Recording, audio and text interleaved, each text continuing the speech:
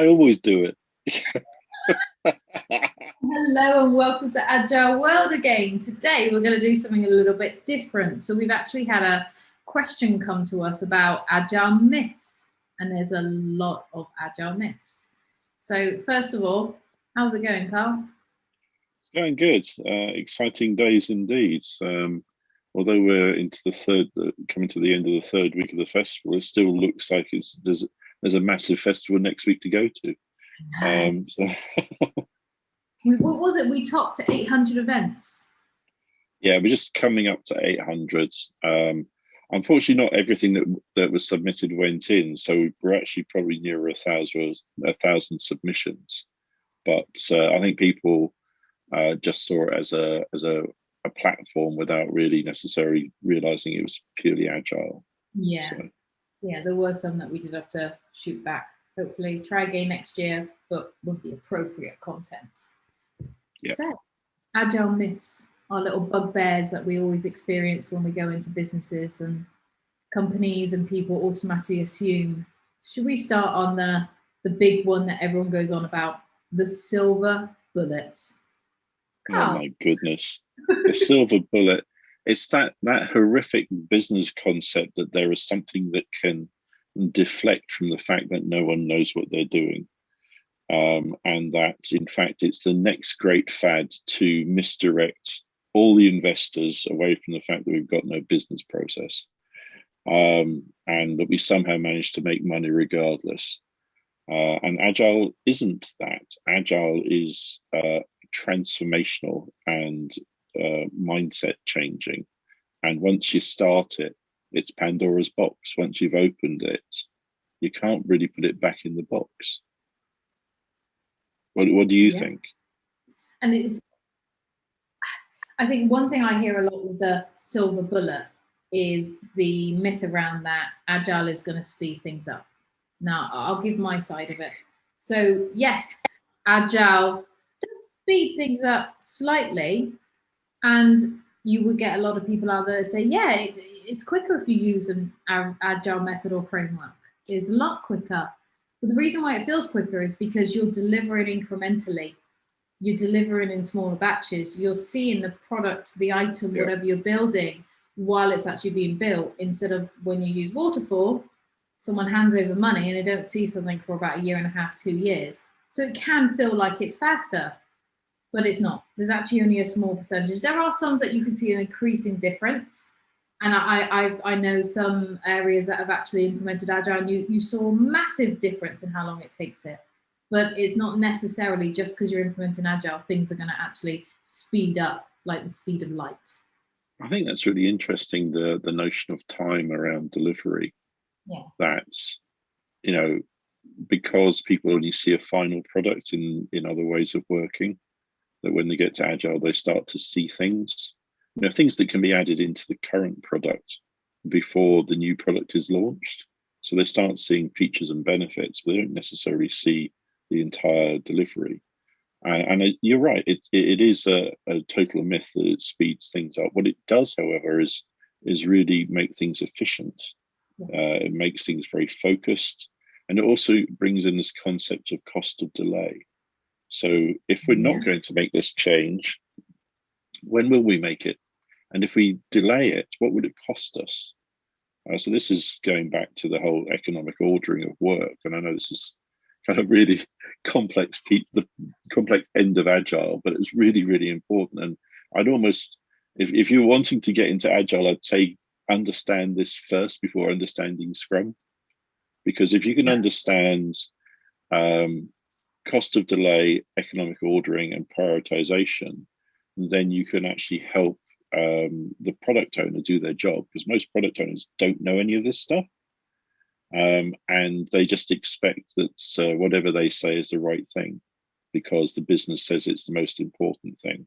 And the economic ordering essentially is about doing the right piece at the right time so it starts giving value and outcomes as quickly as possible. You can hold off on something and not do it straight away, but over a period of 11 months, you lose 6 or 7 million. Or you can do it straight away and deliver it in 3 months, There's a lot of effort involved, lots of people, but immediately it starts making you money. So I wandered off a bit. No. It's all valuable stuff. I was going to bring something else up, but it actually will link with another myth. So another myth: you can't plan ahead of time using Agile. So this is another view. I mean, Scrum is built for you to use for projects, as an example, or is one of them that you can use for projects. So there is actual planning there. What's your thoughts on the fact apparently you can't plan when you're using Agile? The assumption. So it's like saying that the managing director doesn't have any ideas. Ooh, no, I'm pretty, it's you know, I go straight to the point where it's coming from. You know, the executive board have clear ideas. They have requirements from regulatory authorities. They have strategic plans they want to achieve. They have business goals. They have technology legacy issues and maintenance. These are all kinds of work that you know have to happen. So you do have to plan them. Do you plan them to the nth degree? Well, no, not until you get down to the nitty gritty. And this is the point as well. Have you got the right people in your planning? You know, if you are planning a new product, don't you think it's a good idea to bring the CTO in? Because they know what you can already deliver. So the one thing I people struggle is when it comes to, and this is going to link to story pointing as an example, a lot of people that I meet struggle with the sizing against a plan and how to run those calculations. I'm not going to lie, and there's actually been some amazing events in Agile20Reflect, and there's still some really good events around metrics. I've brought this up a few times and how to run those calculations. But they do struggle that if they've come from the land of Gantt charts, everyone who knows me, I'm not a fan of Gantt charts. Don't understand how you can actually plan. There are plans out there where you can plan 2, 3, 4 years. If you have Agile implemented correctly and everybody coached and trained, and you understand what metrics you're going to use and how you can actually plan quite easily. Yeah, so you can plan the outer edges, but you can't plan the detail. And this is the difference in ways of working. In other ways of working, you expect to be able to say, we will have this by then. In Agile, what you say is, we want to achieve this outcome by then. How we get there, we don't really care about. That's down to the team's level. So you're actually absenting yourself from the detail and trusting the people you've hired to do the work. And I think that's kind of a big shock for people, that they're not actually determining exactly how the work is done anymore. It's determined by the people with the skills to deliver it. And that is one of the reasons, those wordings just used, that was one of the reasons that made me fall in love with Agile, was the fact is, it's actually trusting the ability of the people that you've hired. Yeah. If you're one of the execs and you've got this idea, or you're a customer and you've got this idea, you are actually trusting the people that are actually doing the jobs to physically build it at the best capabilities, and they do. And I think this is what we need in this day and age. We need to have that flexibility. We need to have that trust. We're all adults, we're not teenagers. And even if we were teenagers, we still need to have that trust that what we do for a living and what we've been doing for a living, trust in us to actually do it, trust us to build it, trust us. So it's really interesting. It goes back to like the 1920s to the sort of, or even the 1880s and industrialization, that industry and business required lots of people who were not skilled. They were not skilled. They were not professional people. They were not used to quality control. A lot of them came from farming, and you know, the measurement of farming is slightly different to engineering. It's not as precise. And so managers were required to ensure that quality was maintained. Now, as a culture, we've moved way beyond that, that we now have so many levels of professional experience and skills and expectations of it ourselves, that we place that upon ourselves. Most people don't need to be managed. What they need to be is provided the right tools and facilitation to get the job done. And the right direction as well. That's another, is This is why we have visions. This is why we have scopes. These are all directions for people. And it kind of keeps everybody in the right direction. There's nothing worse than you coming up with an idea and you've got one person going right, one person going left, or one department going right, one going left, one going north, one going east. Is actually giving that actual clear direction, but also having the ability to actually flex and change that direction when it's required as well. And that's another reason you can actually flex things, you can change it, you can react when it's required. But this comes up to another one, right? Because it does frustrate me where, yes, you can flex your ways of working. Yes, you can flex the actual project and react when required. But I see so many companies that have their teams where they're constantly changing direction like that because they think they can. So one of the things about pivoting or changing direction in normal parlance is it's often something that requires everyone to stop working.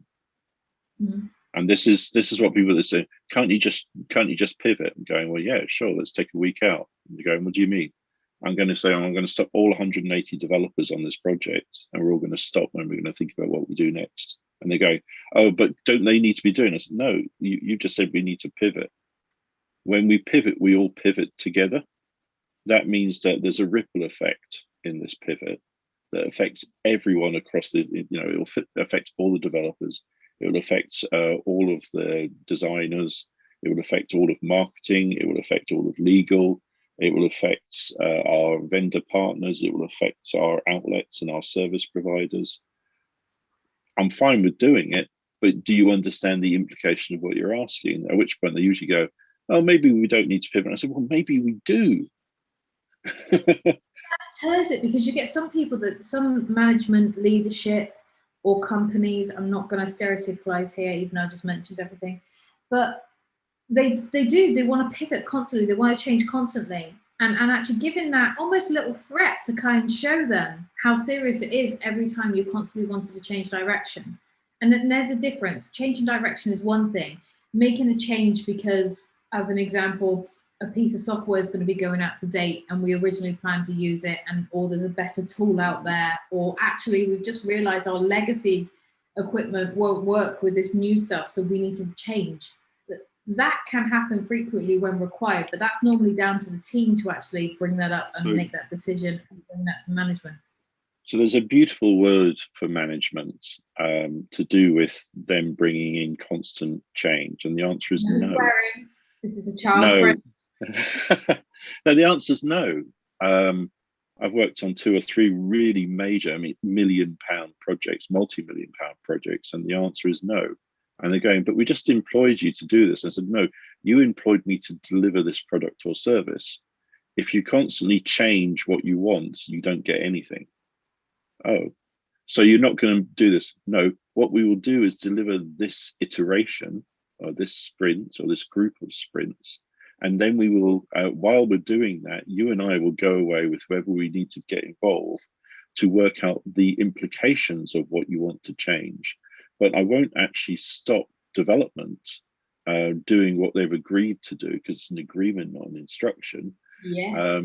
And without context, because what developers actually do for a living is they're kinds of detectives. They're solving problems, they're interrogating problems, they're looking at what they know, what they don't know, what they can find out from other places, and actually they're working out, do they create new code, do they combine libraries? That this is the really fascinating and complex world of development. And the last thing they need is someone changing the entire context. Can you imagine if while you were driving, someone regularly punched you in the face? That's pretty much the experience of developers getting new requirements all the time. The weirdest example I've ever heard. I know, but think about it. Is it a slight distraction? Does it mean that you may have accidents? Does it mean that you will get frustrated and angry? Yes, it does. And I think that's that came just out of my head. I have no idea where that one came from, but it's. I'm worried about you now. But it is. I've worked in environments or been brought into environments, and the premise I was brought in was a development's not delivered anything, and I'm going, well, what have you done? Oh, nothing. I'm going, okay, let me find out. A week later, I go back. I found out what the problem is. It's you. And they're going, what do you mean? We have no problems. We brought you in to fix development. And going, well, I don't know if you've heard this terminology, but crap in, crap out. If you put garbage into a development team, they'll respond to it the best they can. But if you, who set the outer limits of what needs to be built, don't know what you're doing and constantly change it, you're actually making delivery impossible. So no, and engaging with leadership to ensure that they know what they're doing and the impact of what they're doing are the two ways to deal with that particular myth. So I got another one. So I'm actually going through, I'm purposely going through when you Google it, the myths that come up, because that's what most people actually see. There's no documentation in Agile. It's just like, I've actually had development teams get excited about me coming in, or just an Agile coach coming in, because they think that's it. We don't have to write any more documentation, because everyone hates doing it. And they're like, oh, does that mean Agile? So there's different kinds of documentation. So one thing is I like to see developers' notes in code if it's an internal system. If it's going to go out, I don't want to see any notes in there.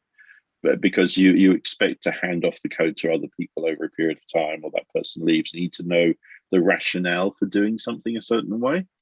And lots of people don't do dev, don't understand that exists. So that's one thing. So that's one form of documentation. Full documentation for software is relevant to its purpose, not to the framework in which you deliver it. So I would expect fairly full documentation to critical task software, like running a nuclear power station. I would expect to have that. Definitely. So the point I would bring up is the difference being between waterfall and Agile when it comes to documentation is you're building a documentation incrementally the same as you're building the product. Yeah. And I always make sure with my teams and the people I work with that they make time to try and do it on a regular occasion, even if you can get them self-organized at the end of the sprint or while they're going. They are noting everything down and writing these things up and writing and editing it, doing it while you're doing it gradually, not writing all at the beginning and then hoping the same thing comes out the other end. Yeah, so I think that's one of the reasons I like test-driven development, because you get to refine the model of the documentation as you go. You bring in testing early, which starts to, so you get the features and concepts of the products to start with, and obviously use that to break out into your epics and stories. But then you're able to feed back into those features all of the stories that are now within the product as part of testing. So you actually help the documentation get built through the testing. But if you do test-driven development, there's an extra layer there where the developers have to think, how will this be tested? So testing is no longer something that you throw the code over the fence to, but it's actually part of your job. You still have testers because you need people. I have this rule is that no one's allowed to mark their own homework. Yeah. So although I do test-driven development with teams, I don't actually allow their tests to be the final tests, because sometimes people judge themselves better than they need to be judged, and sometimes they judge themselves too harsh. And really, you need someone who's agnostic to the whole development process to just, does it work? Does it meet these criteria? And I know there's a lot of automated testing, great, and that's all part of CI/CD. But also, I always bring in humans as well to test things. So you bring in the product owners to test it. You also bring in accessibility testers and target audience users, because actually it may make complete sense within the organization, but when it gets to the market, everyone's going, what the hell is this? So 100%. Yeah.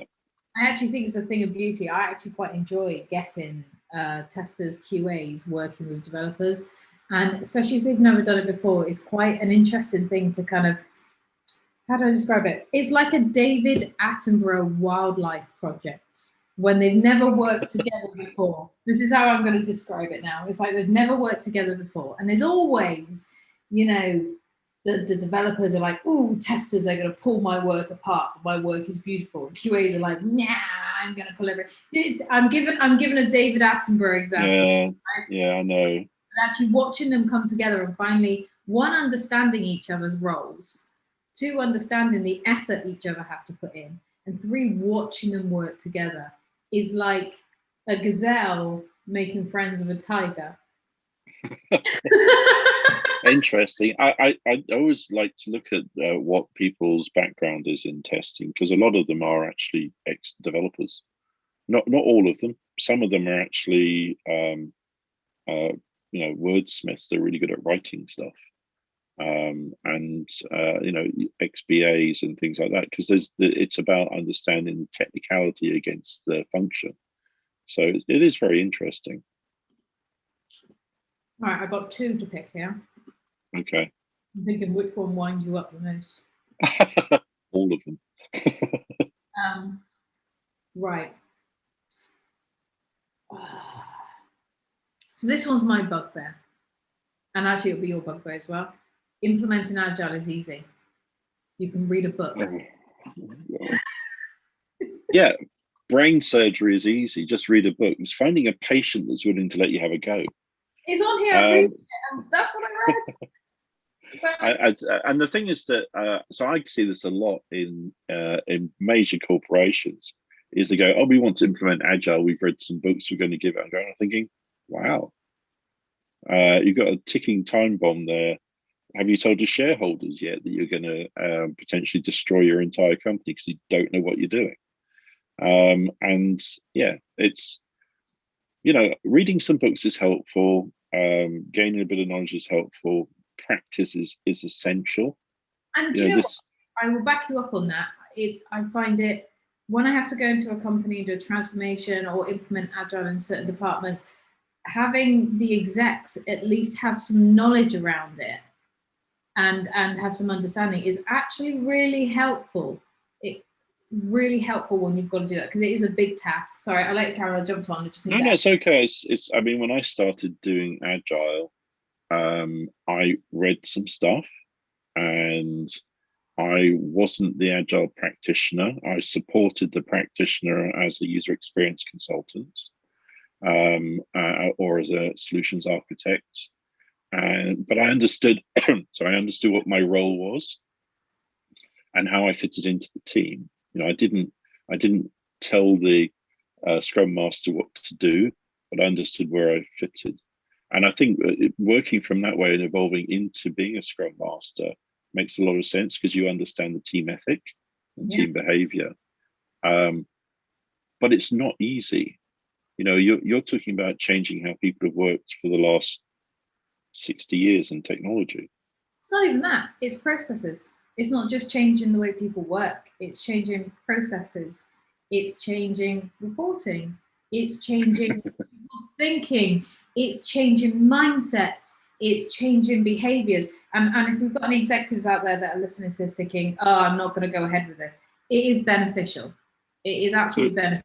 It is a better way of going. So there's a really interesting book by Cotter, where he, I think it's XL8, where he kind of talks about how in large organizations, Agile is seen as a virus that they'll let go for a bit and then ultimately crush. But I think that's the interesting thing, is it, and the thing is, maybe it should be crushed. Maybe it should be allowed to start again. Maybe it's for that program or project and not for everything. Or maybe it is for everything and the people are afraid and so they'll crush it anyway. I think there's lots of different ways to look at it, but also, did it work? Did it provide the benefits that it said on the package that it was? And if it didn't, why? Because Agile itself has never failed, from my experience, but I've seen failures. I've seen failures because people pervert it to their own ends. They steal the money from the transformation to get their own bits and pieces done around the business. They dilute it again for their own ends. Or the people involved in the transformation sell off pieces to help their careers within the organization. Again, it's what people do. And I think that, if I was to do an agile transformation, at the first point of doing it, you'd want to appoint an auditor to audit you as you go, who's not part of the company, who's not part of the transformation team, who would come in and be quite vicious about ensuring quality and making sure that whatever is changed for the betterment and not merely to install a new set of stupid policies and behaviors. And you don't need to do it in a big bang as well. Yeah. An agile coach will do it incrementally. They will do it bit by bit. And they will be able to do it through across the whole organization if required, even if it's even just a department, but they will do it incrementally. That don't ever expect it to be a big bang of, we're going to be agile within 6 months.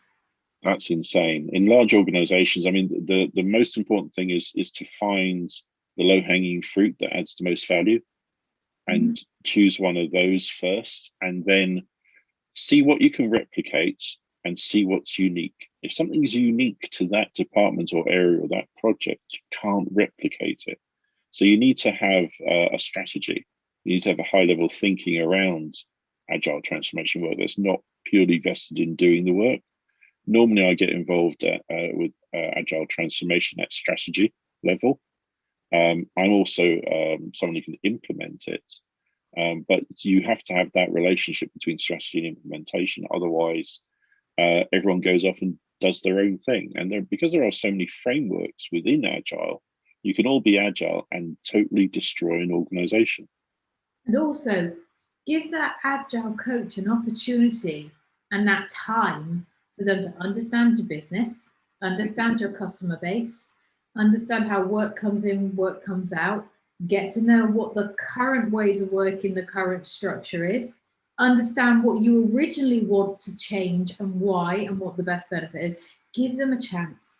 I know some agile coaches that have basically been told to go in and do it without having that opportunity to go in and get that understand. You get a far better service by giving them that little bit of time. It doesn't take long to speak to people and work all that information out. I think they need access to the right people. That's the first thing. And, you go in and people say, well, you're working for me. And we're going, well, we're going to change how someone else's workflows work. I need to speak to them. Oh, we'll just work it out amongst us and then we'll change them. And go, well, it's not as simple as that. The other thing is, as you say, understand. The only other thing is to make sure that in that understanding, it's with purpose. Yes. It's not let's understand the organization. We'll spend 2 years understanding the organization, by which time the organization has changed. I think for most organizations, even ones with 100,000, 200,000 employees, most decent agile consultants could understand them in about 2 to 3 weeks. It's not a 6-month job to understand your business, because actually all you're trying to look is for candidates for work that can be delivered small to add huge value. And then you start to look for next candidates. And even in fairly non-regulated environments, there will be pieces of work that won't fit. And instead of trying to find some way to jam them in, you don't. You'll let them finish off in whatever format they're already working. This is the thing: is Agile is not, as we said at the beginning, not the magic bullet. It doesn't solve all your problems. What it does is it makes things more transparent and more able to be acted upon by everyone involved. Right, I'm looking at the time and we're running out of time for tonight. There's 2 things I'd like to add. One, I want to give 2 shout outs for 2 particular events this weekend. So we've got an event tonight, the future of ethics in Agile community, time for action. You got, I think you're going to that one tonight, aren't you? It's 10 p.m. to 11:30 p.m. It's a bit of a late one, but it's a good one to go to. You're going to attend that one, aren't you? I'm going to be in bed because I've been up since 5:30. I've no idea what time I got up. I don't think you slept, you're a robot. There's another one, the picture artist. If you're on my LinkedIn, you know I absolutely love Stuart Young. I've recently been on his visual thinking course. I'm learning how to do the visual facilitation. It's something I've done before, but never been satisfied. You've seen my pictures on the show if you're watching it through video as well. He's actually hosted an event with Seth and Scott. That's on Saturday, 5 p.m. to 6:30 p.m. And me and you, we are facilitating an event on Sunday. Yes, we are. That's a really fascinating one. I think it's, you know, sort of mental health is a major issue, certainly in the pandemic. Yeah. But it's interesting how the valuation of humans as part of Agile really affects the effectiveness of people and how they feel connected. So that's really interesting. And I like how it's going to be using Agile to actually give a description of how it can actually help you. So that's going to be on Sunday, and that is 2 p.m. to 3 p.m. GMT time as well. So there's still spaces available. There's spaces available this weekend as well. So yeah, hopefully we may see you, because these are some of the events we're going to be on. So if you happen to pop to one of these events and you see us, give us a shout out and say hey. And other than that, I'll be seeing you on and off this weekend as usual anyway. I'll see you tomorrow. Yeah, I'm still here. I may make a move from here into the living room. I don't know. It seems like a big distance to go. Nah, don't bother. Right, I'll catch you later. Thank you, everybody. All right, bye.